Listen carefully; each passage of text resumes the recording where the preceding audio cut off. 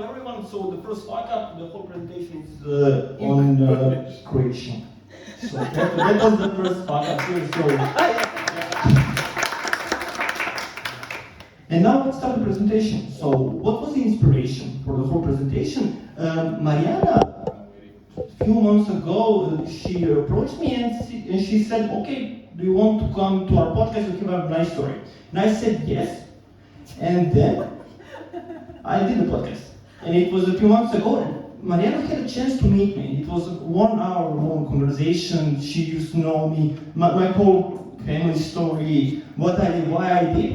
And what she did then, she looked me straight in my eyes, deep in my eyes, and said, you should do a Fuckup night. And here we are. So now here we doing the Fuckup things, and the most important thing about my presentation is what is an idiot. An idiot is basically a stupid person, a person with low intelligence, a moron, a fool, someone really underdeveloped in intelligence sense. But he's also a person who doesn't know what he does, what the person who makes mistakes, and a person who doesn't recognize reality. And about idiots, there is a lot said. For instance, Albert Einstein has one of the most famous quotes, and it's basically dedicated to idiots. Fyodor Dostoevsky made a whole book based on an idiot, and we even have a cult movie that is really great, and it's based on a state ruled by idiots. But what about startups and idiots? That's quite amazing as well, because you all know that, right? 90% of startups fail. And for some magical reason, we all believe that we are inside those 10% that won't fail. So if we look at it rationally, there isn't no rationality in that choice whatsoever. But if it's blind faith, crazy faith, yes. So that's the thing. So startuppers, if we look at this rationally, read it. If you look just like that.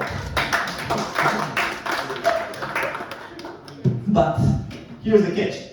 If we get this perspective in a different way, if we look at this problem from a different angle, we can change it. So, let's say there are 9% of failures.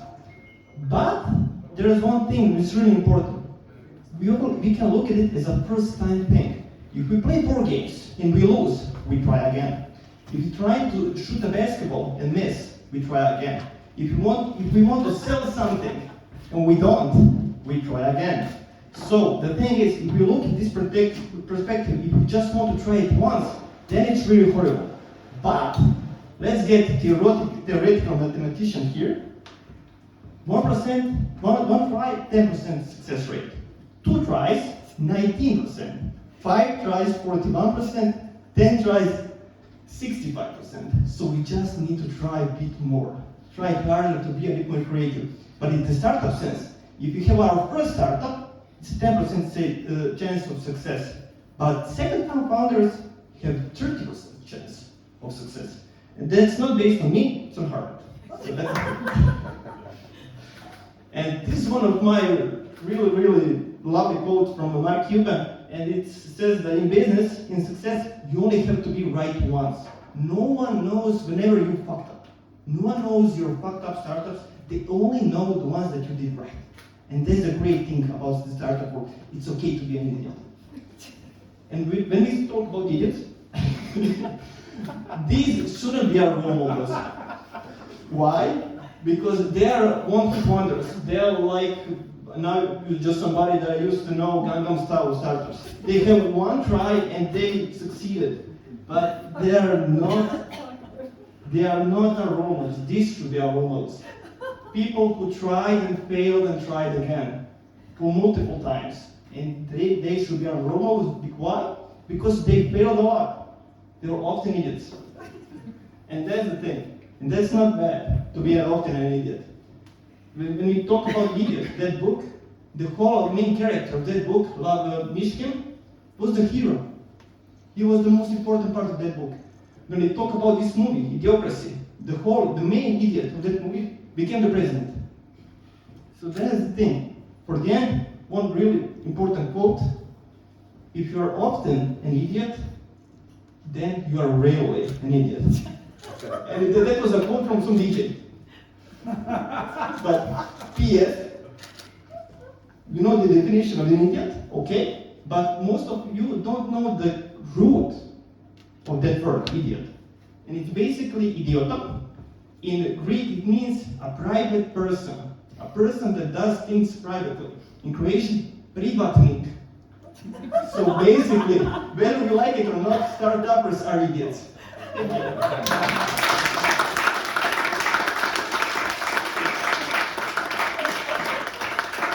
And now, ladies and gentlemen, David. Dina, I wanted to make some comment that was really good. That was incredibly nice. In 10 minutes! Yeah, and it was in 10 minutes, I didn't time it.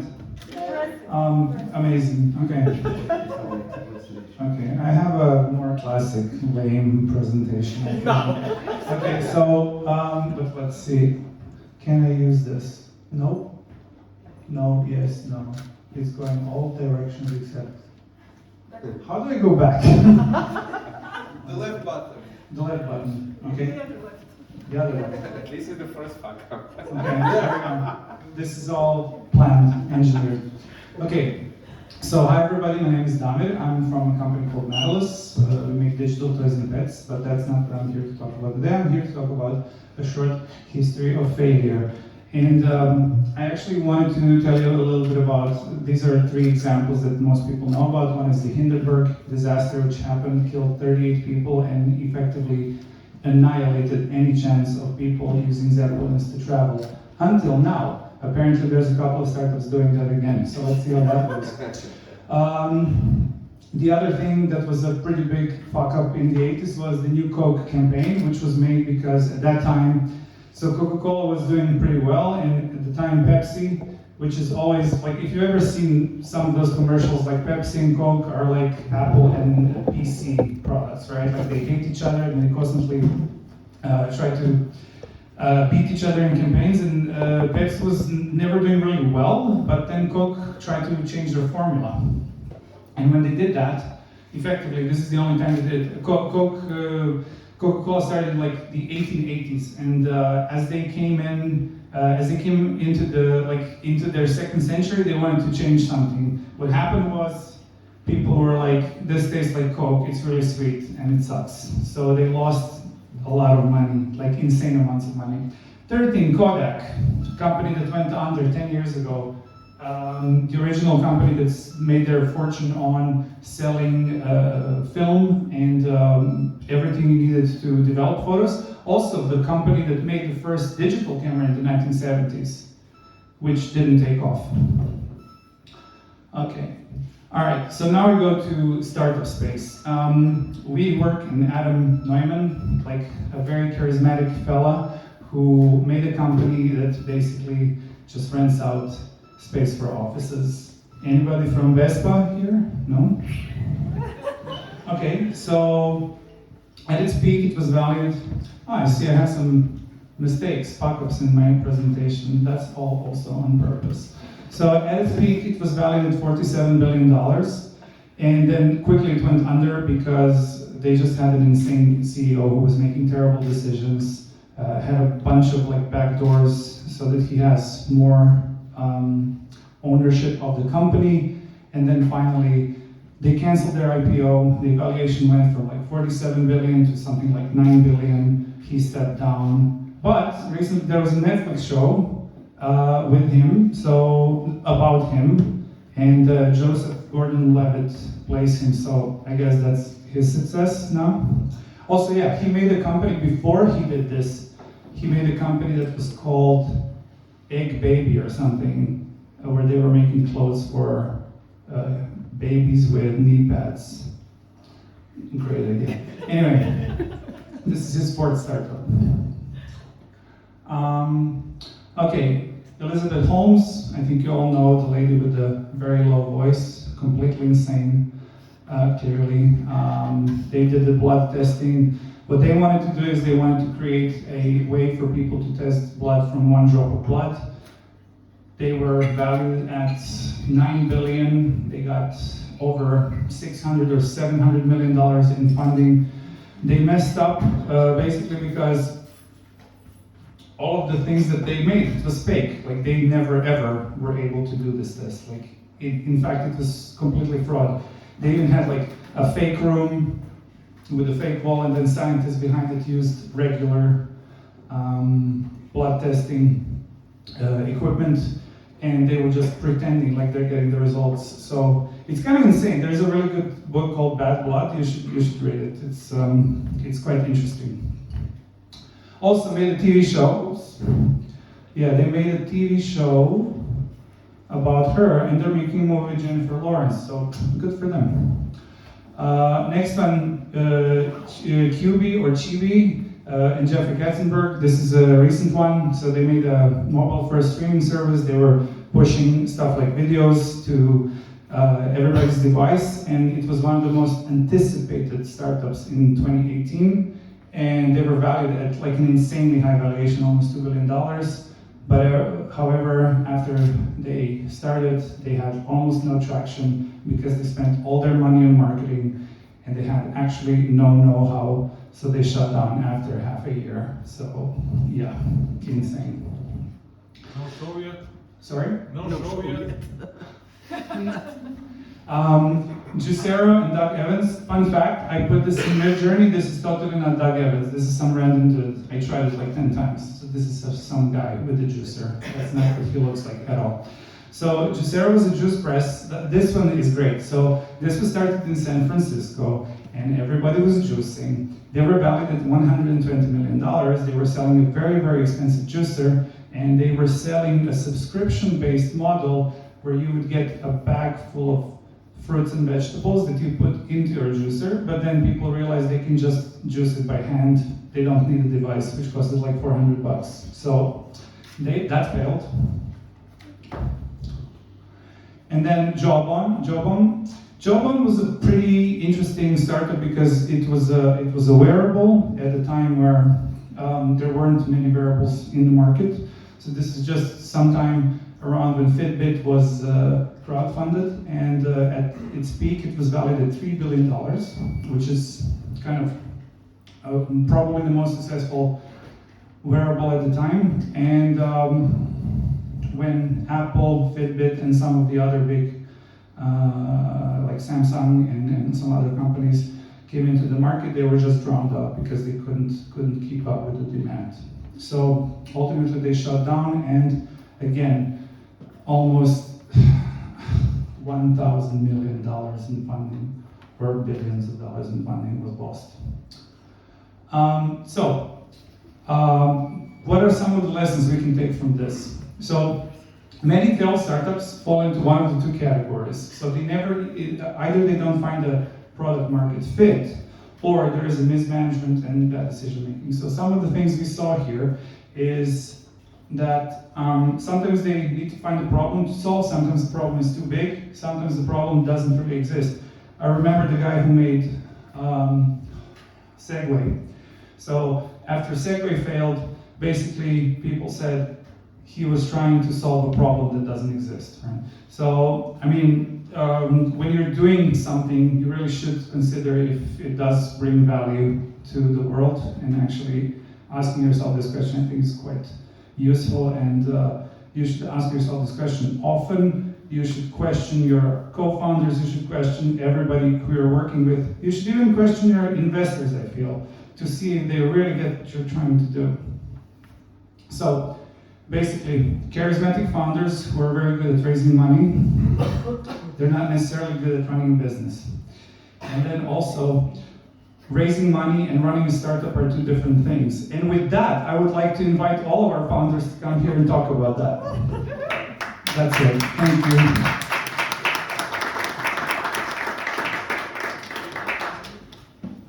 All right, so.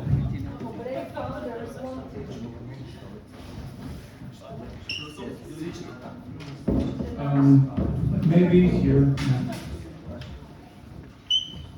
All right, I don't know why I'm holding this. Also the mic.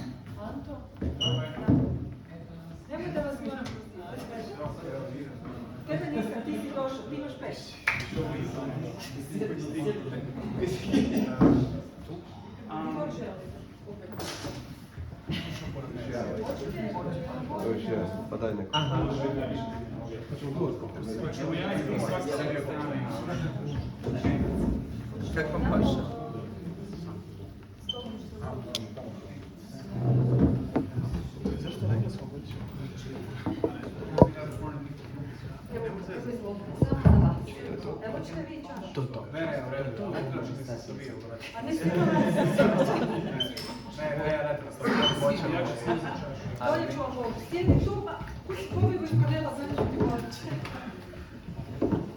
So, hello everyone.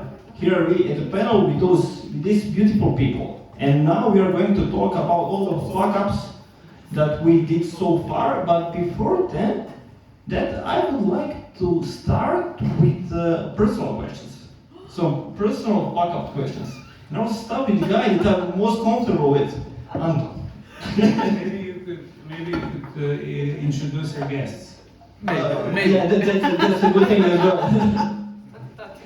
So basically, we have over there the big guy. That's Anto Širić from Sport React. That's basically a startup for the sport mobility and reactivity. So it's great, and you can also say some few words also. Okay. Hello guys, so it's my pleasure to be here. Yeah, we're actually a sport edge startup that started a few years ago. We raised some investment a few months ago, and from then we are doing the fuck-ups each day. Yeah, my name is Anto, and I'm co-founder of Sport React. Yeah, and I'm obviously a big guy. So. Yo, I'm Mattia, I'm co-founder and CEO of Farseer, and we basically save people from Excel hell. We replace disconnected spreadsheets, hundreds, sometimes thousands of them, in the domain of financial planning and analysis. And we're in seed stage, and we try to make people make less fuck-ups, but we also do our own fuck-ups, so it's very complicated. I will explain. Hi everyone, my name is Albert. I'm CEO at a company called Circuitness. We design educational toys for children. So basically it's like Legos that you get to assemble and learn about electronics and programming and stuff like that. We have a bunch of different products that are super fun, and they're aimed at teaching kids in a fun, interesting way, like game consoles, cars, DJ mixtables and stuff like that. We sell this as a subscription. We have managed to bootstrap our way to more than 2 million euros of revenue. 30 employees, we manufacture everything in-house, and we have definitely fucked up a lot of stuff, in our business in the last, we have some VCs here. No, everything's fine, I'm just kidding. Yeah, thank you. Thanks for having me. Hi everybody, I'm Damir, I'm from Nautilus. Nautilus is a digital startup, an AR startup that's creating digital toys and pets in shared augmented reality. And we are a fully remote company with a small office in Hong Kong with more than 60 people, and the thing, I don't sleep because of all the focus we have on a daily basis. So somehow I'm able to hold myself together with like sheer willpower and optimism, but yeah. Anyway, thank you for listening. And I'm Dmitry Yankovic. I'm the CEO and co-founder of Spiritus. We are a startup that creates a platform for storing and creating digital memorials that could last forever. So we are basically a blue ocean market. And the thing about the blue ocean market is that you need to find a ground to live on, and we are still floating. So, so that's our whole fuck-up. And the reason why I wanted to talk the personal question first is because most of the founders are mostly mythologized as people that only do business, that don't have any problems, and they're just like Ubermensch. They're more than humans, but they are not. They're great people with great, amazing backstories. So, for instance, a question for Anton now. Recently, I listened to an autobiography of Tiger Woods. It was a great thing, and he was a ludicrous winner. And one of his quotes was that he only was about winning. And he had thought about the second place guys, that they were the first losers, the biggest losers. The one who finished second are the greatest losers ever. So Anto, you are 5-time second place in a world kickboxing championship. What do you think about that quote? Unfortunately, 6. Yeah, so actually I'm training kickboxing for the last 15 years. And yeah, I was competing for the last 15 years. Until now I had 6 finals in the European or World Championship, and I lost 6 times. Last time I won the European Championship 2013. 2014 I lost in the finals against Czech fighter, then I lost in the finals against Poland fighter. In the World Games I lost against a Belgian fighter, that was last year. The World Championship I lost against a Russian fighter. I did that, I done 4 fights during the week and I lost in the finals. So I know in last European Championship I also lost in the final. So I got the next chance at the end of this year in Portugal. And last time that I was a champion, that was in Portugal. So I'm really motivated for this year, and I hope so I'll win. So, yeah. But he did win at fundraising, so that's something. First place at fundraising, right? Yeah, definitely. But now actually we need another fight with the fundraising. And you win at inclusivity. There isn't a nation, a guy from any nation that didn't beat you in finals. Oh yeah, definitely. Albert, I have a question for you as well. So the thing is, how come? So there's Steve Jobs, Mark Zuckerberg, Bill Gates, Michael Dell, Kanye West, all famous college dropouts. You're all really famous for college dropouts. But you didn't even have a chance to go to college.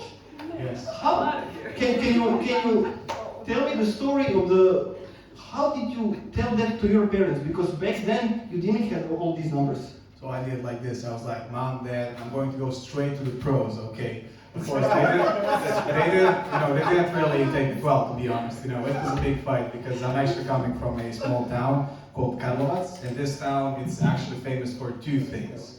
Do you know what those 2 things are? Rivers? Beer. Beer. That's the first thing. So we have a huge brewery. And the second one is we have the biggest gun factory in the whole region.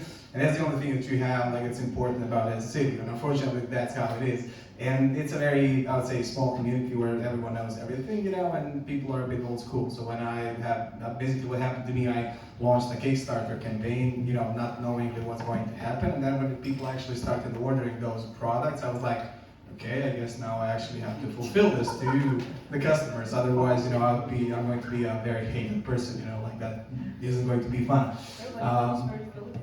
Yeah, definitely. And so people didn't really accept it really well, and I really felt miserable at the early stages of my startup, especially because there was no support, from basically anyone, some people did encourage me, but most of the people didn't really understand what was happening there. Because the thing is, in Croatia especially, in Zagreb it's a bit different, but if you go to smaller cities, it's even worse because people are still very afraid of entrepreneurship. They are encouraging you not to be an entrepreneur. They're encouraging, my parents told me, Albert, you need to go and work for the government or for something like that. Because, fun fact, I'm actually stemming from a long history of people that haven't really worked in the private sector. My grandfather was some kind of a clerk in the government and stuff like that. So nobody actually was an entrepreneur.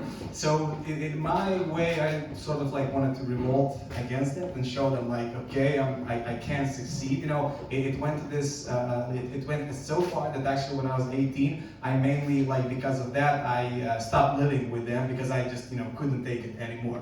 And the interesting fact, I'm going to tell you this small story. So the point when I felt the most miserable was when I was getting my high school diploma. So at that point, I had a Kickstarter that raised $100,000 of money, and I'm not talking equity financing, sales, revenue, the thing that VCs and stuff like that. And I was going to this high school diploma, thing, and all the parents were asking hey, what college did you enroll? What college did you enroll? And I was like, I didn't enroll in college. And they were like, oh, well, that's okay, I guess.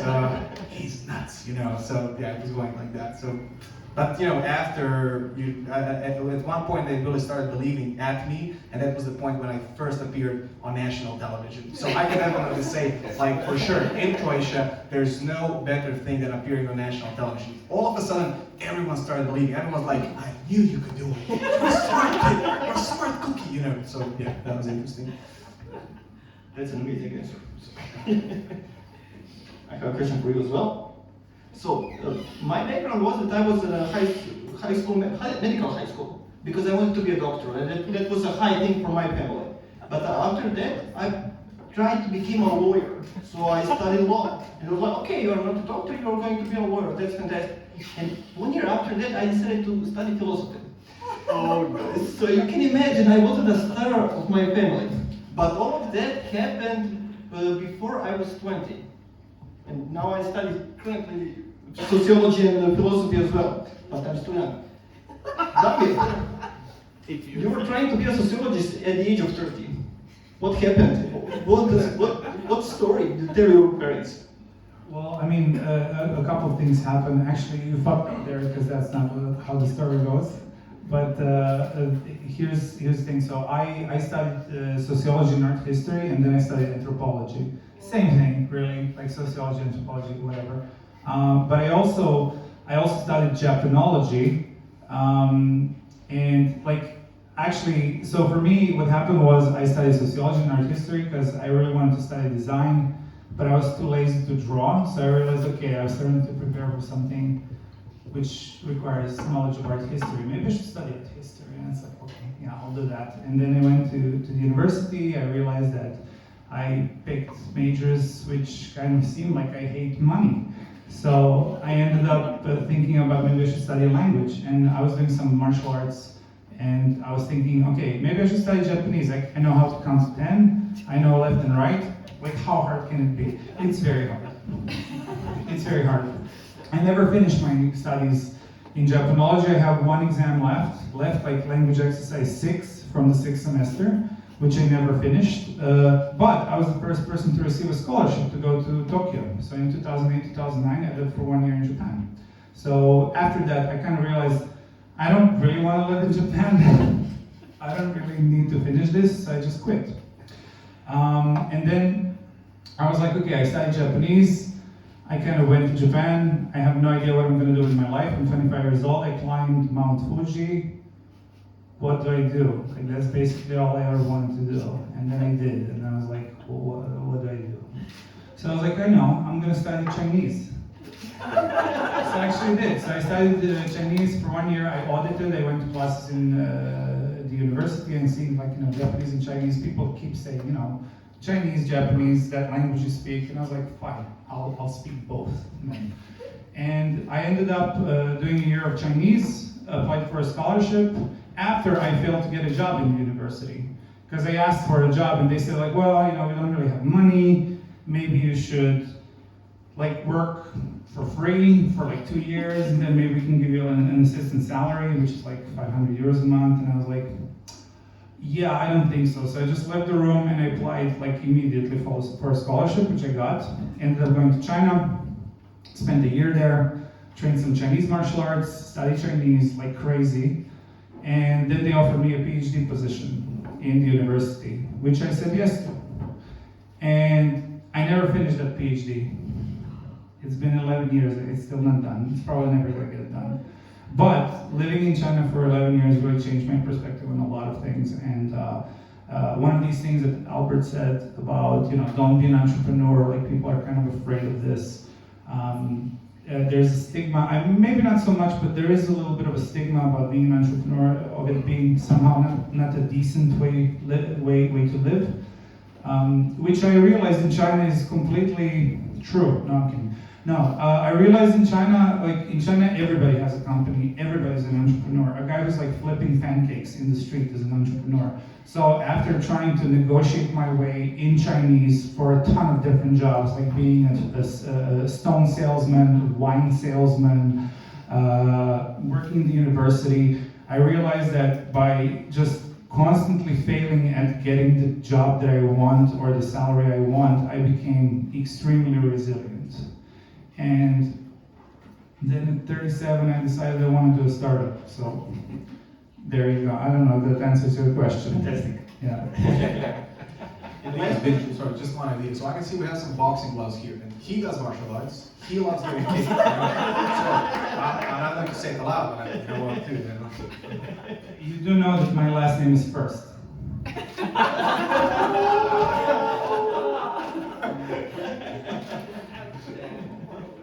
His name is second. So, Mattia, yeah, My great. turn to be bashed by you. Let's say just now, because I know a lot of stories about them, because I know them a little bit better than you, because we just met, I think, last year for the first time. So I don't know a lot of your personal stories. All I know, the stories are from media or from other people that I heard. And those are basically two stories. First story is that You didn't know about it. you know. First story is that you started your startup while being pregnant. And the second story is that you, the toughest period in the startup world in the last 15 years, that you managed to raise 1.5 million euros. So my question is, why are you sitting here? Do you have any fuck-ups? Because that's crazy inspirational. So please tell me something funny in those kind of sense. What is the scope of the fuck-ups? Is it like this startup, professional life in general? You were bashing that pretty hard, so now I have a feeling that I have to go, like Be creative. Be creative.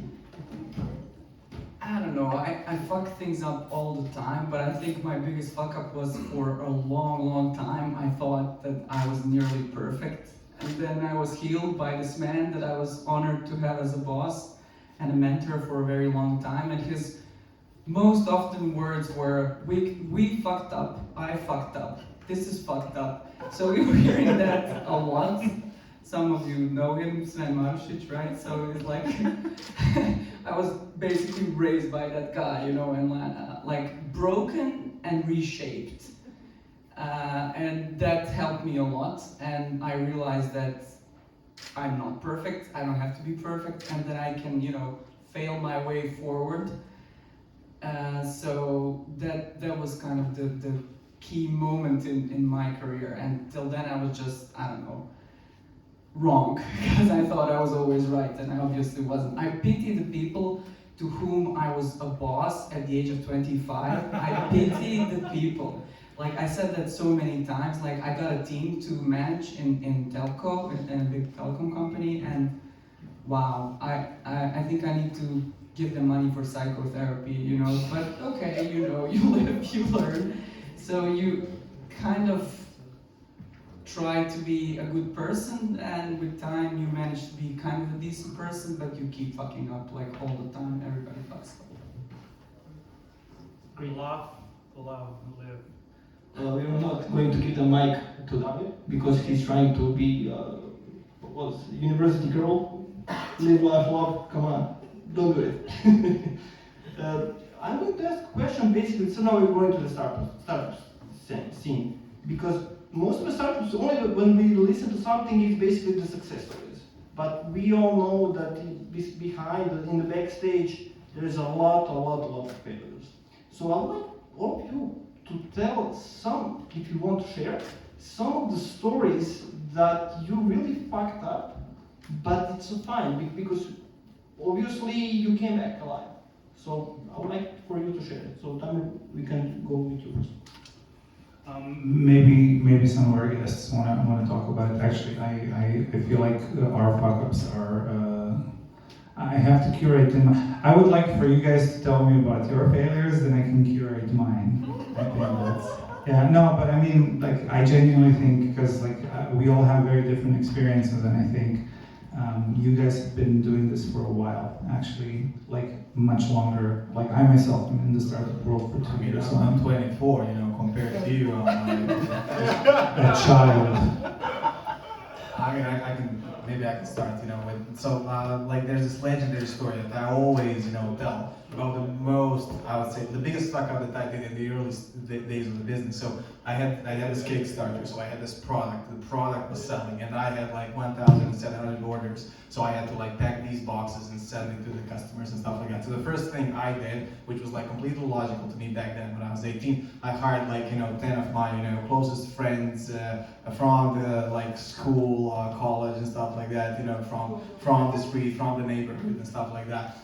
Which didn't really end up, that well, because with most of those people, I'm not really, friends anymore. Because the thing is, when you hire people that you like, I feel it's a natural instinct, to hire the people that you know because you feel comfortable to do that. But then, like, perhaps your judgment is a bit clouded by the fact that you're viewing them like friends. So perhaps you're not really looking at the fact if they are a good fit for that job or not. And then we have this like personal, I would say, problem, connection, because if you're a young person and you don't really have I would say, strong and a strong foundation in that relationship with that person, then like everything's fine while things are good, but then like when things go south, then problems arise, and they, people don't really treat you like someone who has the authority. You don't treat those people, the right way. You're, kind of reluctant to give them feedback and stuff like that. So at one point, everything collapses, So that was one of the biggest fuck-ups that I did. I'll pass the mic, to the one in red. Well, overestimating our abilities, like constantly and all the time, is probably both a fuck up and the reason why you're here. So, that stupid saying that dijete zna šta je, dijete ne zna šta je 100 kila, dođe I digne, right? So a kid doesn't know what 100 kilo is, the kid just comes and, lifts it, whatever that is. So that's how we did. If I was a sane person that knew anything about the world, I would never do this because it's so complex and so complicated. Like we do enterprise software, and we're not that old, by the way. We're like 2.5 years old. So we got ourselves into so much trouble by being stupid, and people are asking like, "Can you do this?" We're like, "Yeah." So we go back to the drawing board, and we're like, "What the fuck? What are we gonna do now?" So we go back and we're like, we have a plan, and we have some design in Figma, and like, then we're like, but this is like one of the most difficult problems in algorithms ever.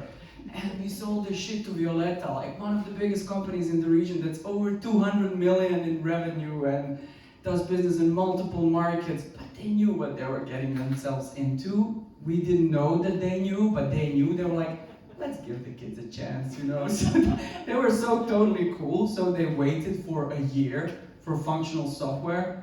So we managed, and in the end, it's kind of a big competitive edge that we now have over the other planning solutions, that whole kind of calculation engine and the UX about it and kind of automated planning, but it took us a year. So that's probably a fuck up, but it's also a milestone. So I had to do a lot of kind of parent-teacher meetings, like go and apologize to a lot of people like all the time. But with time, you kind of turn into this stoic person and you're like, yeah, I completely understand. This is unacceptable. I totally understand what you mean. We will do our best to fix this. And then you go back and you try to do what you can, and then in 1 month you're there again with the board, like saying the same thing all over again. But I assure you, we're having progress. The calculations are now, they used to be like, and they're like, When do we get our product? When do we get our product? But they were really, really cool and supportive, and I think they were the perfect type of customer to go through this with us. But it was very difficult. Everything was in the air, and we also, in the meanwhile, put some other customers on the platform as well. Just to make the party a better party. So it was hectic, but now we're kind of okay. I mean, if I may add to that, I feel like when speaking to a lot of entrepreneurs who, like, everyone has this feeling that, like, if you can go back, you probably wouldn't have started that company, or at least, be that ambitious. Because, I feel you have to be slightly naive, to go into something like that, because otherwise you would be working at, like a huge company, like having 9-to-5 business, job, like, I don't know, doing something that normal people do. I feel that every one of us are probably, are doing the same thing, but that, isn't perhaps like at every single time, a bad thing, because like, sometimes you have to be, I would say, like slightly mad or overly ambitious to actually innovate, to create something, to be more efficient than Facebook, who has all the resources in the world. I feel like this is actually a thing in psychology where they were researching that people get creative when there's a lack of something, a lack of resource. Creativity doesn't stem from you having all the solutions, because if you have like all the resources, you're just going to take the shortest, path. So that's why startups innovate or sometimes die. So yeah. We could even argue that the history of progress is the history of laziness, because everything that we make is because we want to make something easier to do, right? So a lot of the times, as you said, Matja, it's about like having the confidence without the experience, right? So this reminds me of a thing that Ken Robinson said in a TED talk, where there was a kid drawing something and they asked him, so what are you drawing? And she said, I'm drawing God. And then they said, but nobody knows what God looks like. And then this 5-year-old said, they will in a minute. Right? So it's a little bit of that like insane, a very, very insane urge to say, yeah, we can solve this. And then it's like this is something that we often, I think all of us really deal with. Ante, what about you? I don't know. I was listening for Matti Rimas like 4 or 5 years ago when I was starting with the first prototype, and in one of those kind of meetings he said like, usually startup needs around 4 years actually to get successful. And at that moment I was like, okay, in 4 years from now we'll be selling the license and that's it. So 4 years went off and we're doing only in the beginning. One of the biggest fuck-ups that we actually had is like, me and my co-founder, we really actually started the company immediately after the college. I went from the, I would say, regular student to unregular, how to say it, in order to be able to open a company. Yeah? And at that moment we were applying for all startup competitions that we actually found on the market. And there was one really good accelerator from sports tech accelerator from Israel called Hype. And it was, oh man, this is cool. And they were actually offering a pilots with the top brands, top clubs over there, and we are 100% totally okay, we are going into this. They sent us agreement. We of course signed it via DocuSign. We sent it back, we're hyped, okay, now Real Madrid, Chelsea, we'll catch them all. And nobody selected us. They even put us in the performance vertical. They put us in some vertical that's not even for our product. And we had actually one pilot program with E1. It's electric powerboat show, and we actually wasn't able to create any pilot program. And then at our last investment, we were actually going through the documents and saying what we have, those kind of agreements we had in the due diligence process. And then I opened that agreement and I wrote what I read, it was like, oh my god, I don't know how to say this to investors, because at that moment, when I was signing that agreement, I didn't know what's the cap, I didn't know what's the valuation, I didn't know a lot of those words over there. So what I read over there is that we are giving them a right to buy 6% of the company for 1.5 million valuation whenever they want. So that's like, no chance from the investor side. You can't invest now on a 3 million valuation, for example, and in 10 years they'll came and say, okay, I'm getting my 6% from 1.5 million. Somebody did, they didn't do anything. So that is actually the business model of that Israeli sport accelerator. And they were waiting for us, and I called him, okay, Amir, listen, we have investors, we have this kind of agreement, they will not invest if we don't cancel the agreement. And I said, oh, don't worry, we had those kind of situations. We'll make a deal, don't worry. We have experience in this. Okay, you're going to give us 3%, we'll terminate the agreement, and that's it. And that's what happened. So read the agreements. But the good thing about the Hype actually is that they actually have a lot of connections. So we are now actually working with them, and they will actually, I just spoke today with them. So at the moment when they still didn't convert their ratio, their ownership. So now we are in the process of converting those 3%, and we just had some small kind of due diligence because they had also some kind of expenses in order to convert everything from Israel directly to Croatia. So they are actually discussing and exploring the opportunity because they need to spend the money. If not, it's not worth. If it's worthless, they won't do it. So actually we lost 3% of the company because we didn't read the agreements. But the good thing is that the only thing that we can hope now is that they will help us, and I believe they will, because our connection now and communication is pretty good. So read the agreements and check the small letters. This ties into the boring stuff. A meetup we had last time where we talked about the term sheet, exactly about this. Get a lawyer.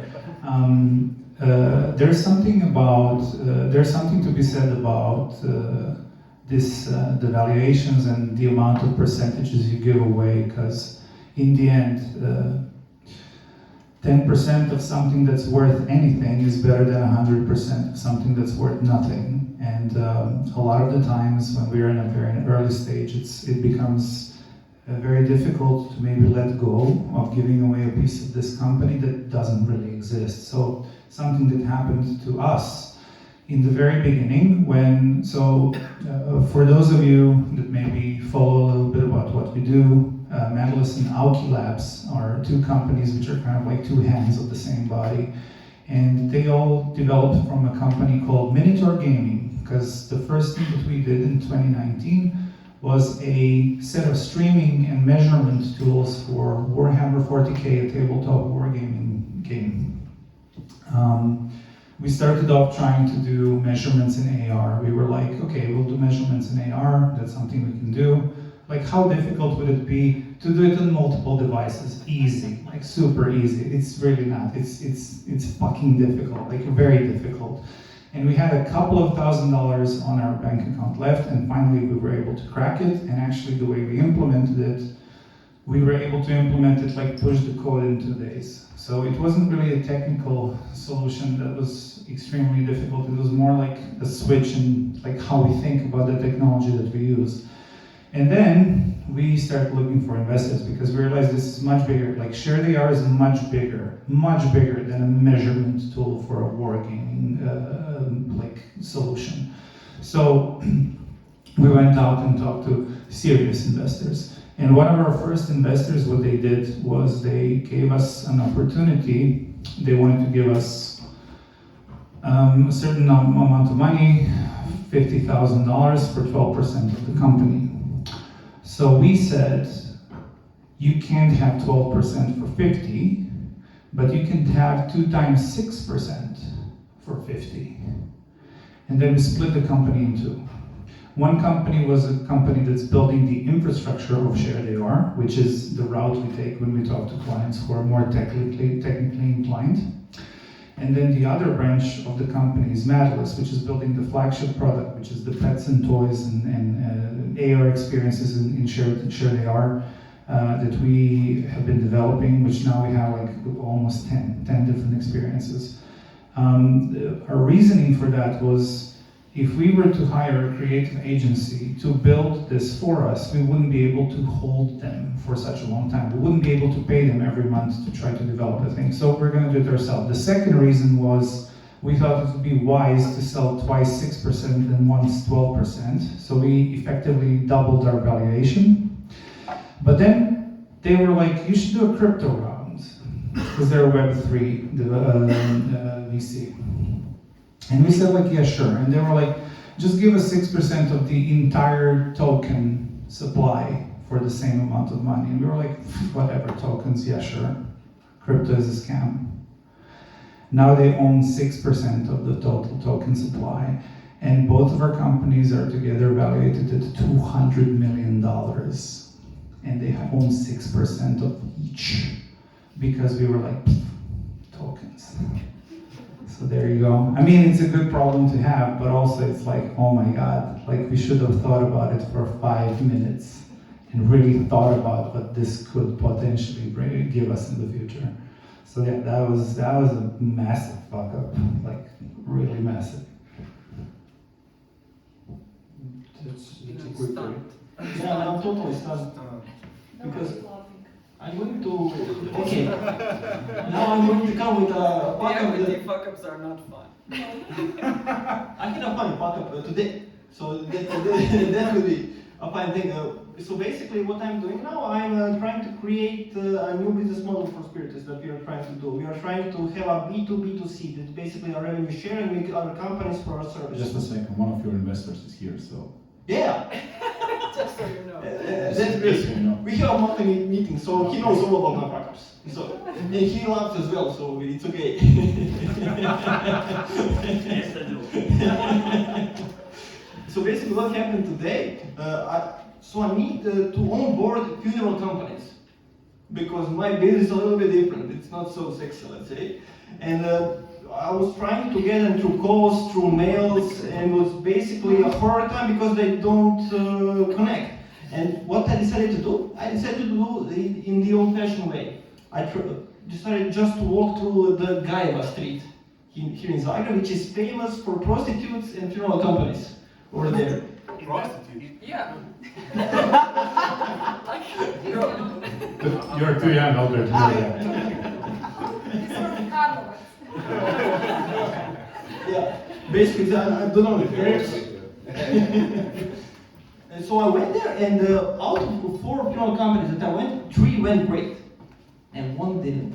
And the thing is, you see me, I'm kind of energetic, I try to laugh a lot, try to be a positive mood, and 3 of them loved it, but 4th of them was like a Grim Reaper. He was like, what are you doing? Why are you... What are your lips doing? Do you know where you are? You are not respectful. There is no one here, there are just 2 of us. No, this subject is very important, and we didn't find any common language. Yeah, it was a total fuck up, yeah, and I believe that he believes that I'm a fuck up as well, so. Yeah.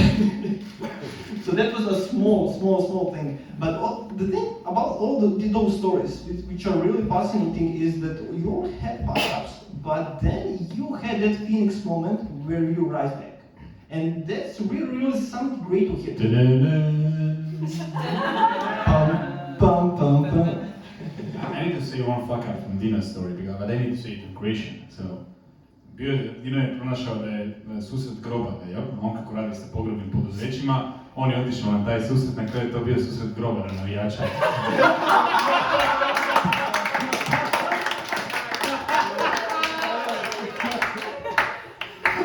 You really can't translate this.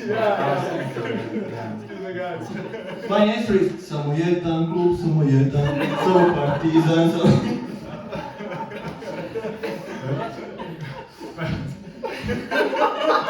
Sorry, I was a lot of pounds, and nothing something like this. So like never. Yeah. But just the thing that I wanted to say is like, yeah, I mean, I would say like the Phoenix moment. This is definitely something like I have been running this business for like 6 years now. So from 2017, I've been doing this, and basically every like year or 2, you have this like Phoenix moment. It's such an emotional roller coaster and stuff like that. And I feel like this panel is really good because like for a very long amount of time, I really felt, I would say, isolated in this like whole story of building something as an entrepreneur. It's really easy to feel lonely. To feel that you're the only one having these like super high highs and super low lows. When something's going wrong, everything's like wrong, everything is fucked up. But then like 3 months, later, you're like, let's go, we're back and stuff like that. We're so back, baby. And it's Back, like, baby. yes, and like I was for a long amount of time, I was thinking like I'm actually the only one who's like not having to go through this. Like regular people don't have like these moments and stuff like that. Like the thing that really helped me was this book that I read. It's from Ben Horowitz. The name is like Hard Things About Hard Things. I mean, I'm not a fan of like Ben Horowitz, but like in this book, what like really resonated with me was the fact like he was building this business. For you who don't know what he was doing, he was building this like huge business during the dot-com bubble, and dot-com bubble is the thing like in the 2000s where like there was so many companies, so much money going around, everyone was doing something with the internet, and they actually his company became I think like the company to like became a unicorn in the shortest amount of time in the history, at that point. But then like a couple of years later, just everything everything crashed, you know. And what really resonated with me was like in his like journey, like he failed so many times, but he still had this mental capacity, mental power, this willpower to actually just go on and to build something new. And I feel like every single entrepreneur actually, you know, has to have this, because like there's no single entrepreneur that does something like from the first try, except the 3 guys from the slide, you know, earlier. So yeah. There was a presentation about it. Yeah, I was looking at that. you were not here, but we talked about idiots. Dana talked about idiots and how an idiot is a person who effectively No, tries actually, and tries again. I was there. Ah, So, yeah, so. okay. Can I say something? Sad možete na hrvatskom. Da se prebacimo na hrvatski, ok, cool, ok. Popratila si. Ovi grobari su vas kupili, još tako stvore, Ovi stranci su otišli zato kad su Te čuli 3 ovo. cure su otišle takav fuck-up tukam. Žao mi je, evo.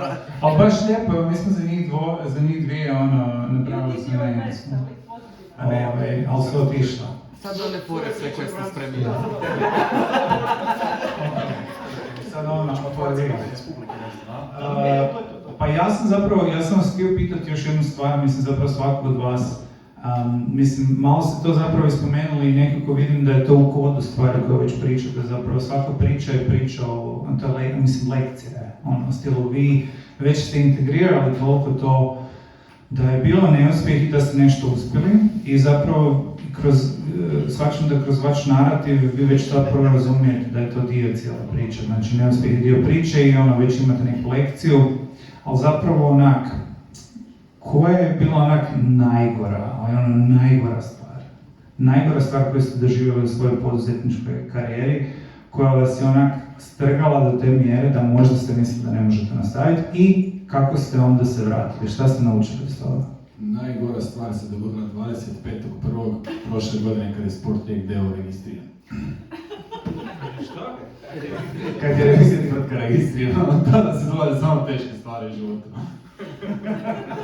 I kako su se izdigao iz toga? Kao Feniks. Super. Šalim se, a mislim, gledaj, start-up svijet svi znate.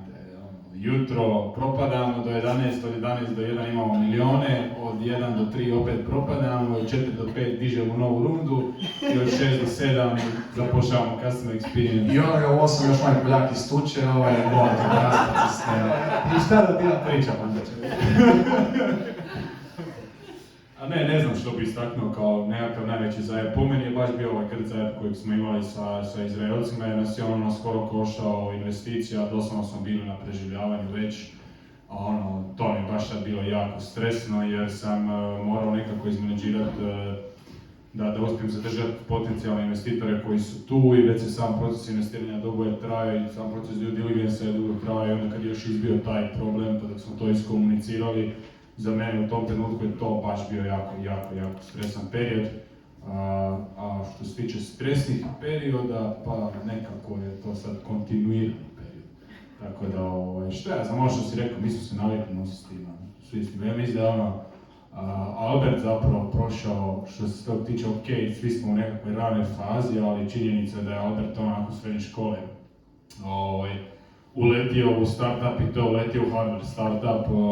Većina vas, mislim ne većina, svi vi ste u software startupu, Dino je par gleda od nas i zna tu i tamo svratit. I kad čuje samo neke od muka koje mi imamo sa hardwareom, njemu nije dobro, jel? A mogu misliti što je Albert prošao na tu količinu jedinica koju je prodao i koju je razvio. Tako da hardware startup unosi još, pa ja bih rekao, Albert, ne znam, bi se složio još barem 50% stresa gore. Ne bi se neki ono kao hustle porn ovdje radio, znaš ono kao šta ja znam, svakom je teško na svoj način, ono. Ja mislim malo svakom je njegova muka najteža, ono je to, znaš, svima je njima teško, svi imamo ono neke probleme, jednostavno napraviti nešto iz ničeg, svojim ničim novcima je vrlo jedan težak proces, pogotovo zato što jednostavno stvari šta to tebe uzme totalno kao osobu, znaš, ono što mislim da je najteže kod tih startupa kada su tek ono mali je koliko se zapravo nekako ono tvoja osobnost, tvoje osobne financije, sve zapravo tvoje i ti sam ko osoba blendaš sa tom tvrtkom. Mislim da je to nešto što je onako najteže bilo kužiš meni, zato što ono kad firmi ide dobro, ja sam sretan, kad firmi ide loše, ja sam nesretan, osjećam se ono nesretno, znaš ono u dućanu, razmišljaš hoćeš kupiti banane ili ne i takve stvari, znaš. I to su te neke situacije koje, znaš, kao su dosta zeznute i to. Ne znam, hoćeš mogu nastaviti možda s jednom svojom nekom anegdotom, ako želiš. Meni je onako interesantno da ja sad već 6 godina to radim i kao tu, kako se zove, imam jednog investitora i mentora Tomislava Cara iz Infinuma, koji zapravo glavni nekakav, ja bih rekao, razlog zašto sam pokrenuo taj biznis i sve to, on je kao tu nekakav koji bi rekao bio okidač, zato što nekako njegova priča je dosta interesantna, da je on isto iz Karlovca koji ja i napravio nekakav biznis 19 godina i onda ga je eskalirao do sada 500 zaposlenika ili tako nešto. Uvijek sam gledao njega ko nekoga, znaš, ko... Interesantno mi je zapravo kad s njim pričam, kao koliko puta je on, znaš, skoro odustao od svega toga i svaki zapravo poduzetnik i to je imao takvu nekakvu priču.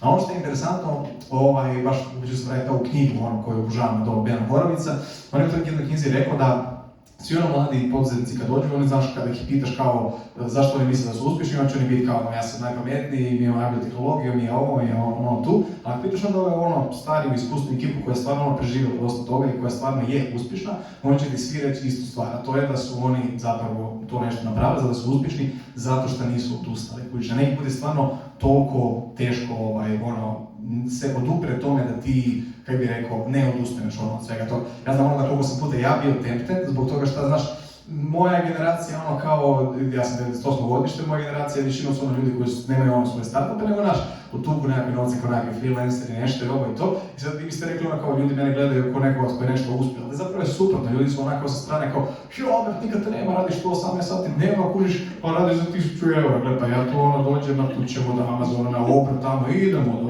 295.000 kuna, znaš, do maksimuma, do Ibera, i to. Pa daj, kaj će ti to zatvoriti, sve takve stvari. I znaš, i prvo se njima smiješ, kao misliš, kao, ma ne kuže oni to, znaš, onda kad ti je malo teško da si misliš kao, a to možda su oni u pravu, znaš, to je u tom trenutku ti stvarno treba jako jedan veliki willpower da ti se to, kako se zove, da to ti se ne dogodi, tako da, mislim da možda kao, ja nisam imao takvu situaciju, zato što nisam imao kao praktično co-founder, ali mislim da većini ljudi, kako bi rekao, ti nekakve startupa, ja onako valjda ne znam koji startup je preživio, ne znam, 5-7 godina da nisam imao nekakav co-founder breakup, mislim da je to vjerojatno ljudima nekako najteže, znaš, to je nekakva ljudska komponenta. Ja sam imao nekakav small scale toga 2020.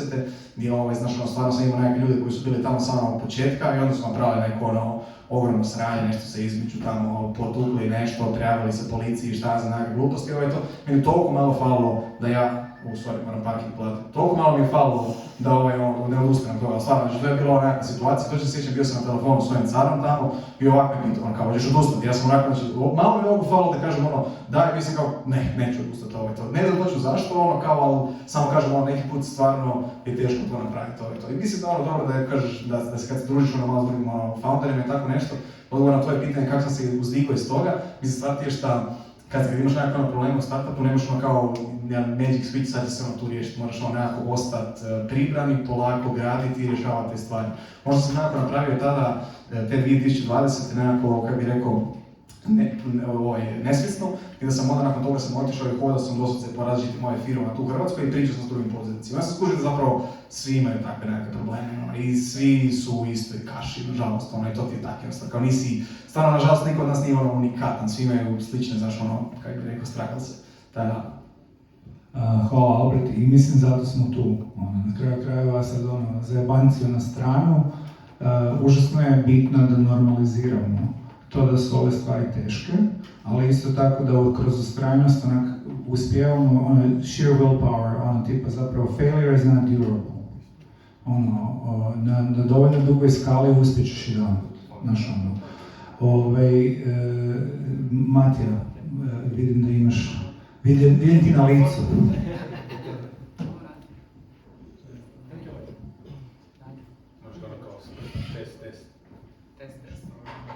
Test, okej.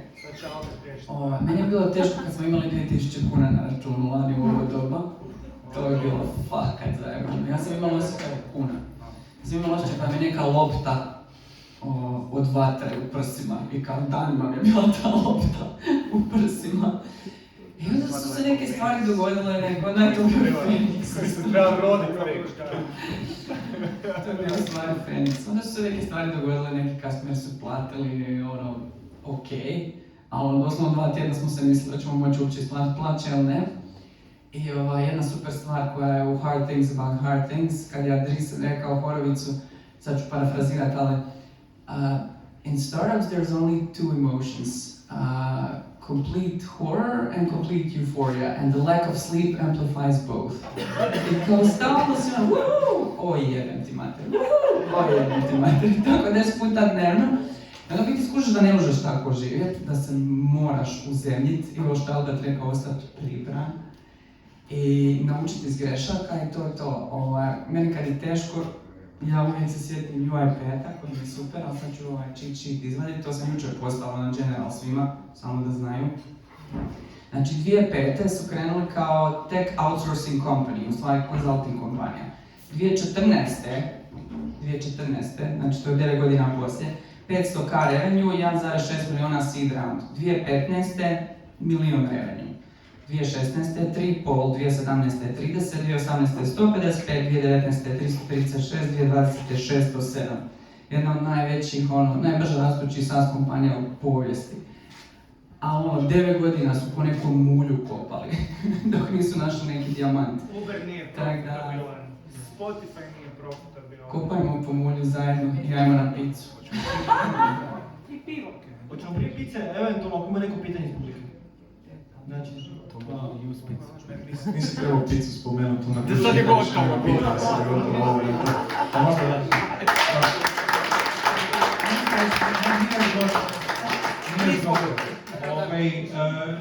Jako bi voljeli, ako vam je bed onak na ovom panelu gdje se mi onak sramotimo i bičujemo javno, ako vam je tu bed pitate, dođite do nas pa nas pitajte. Stvarno nas pitajte, ali ako imate neko pitanje ili ako bi možda htjeli podijeliti neki svoj neuspjeh sa svima ovdje, sad vam je šansa. Vrlo je releasing, vrlo je onak dobro probati. I naravno, ako kakvi od nas može pomoći, slobodno se javite na neki LinkedIn, Messenger, TikTok, na primjer, je to da uživo, Ja samo preko TikToka sastavljam, molim vas. Hvala na slušanju, to je to, idemo na pitu, hvala.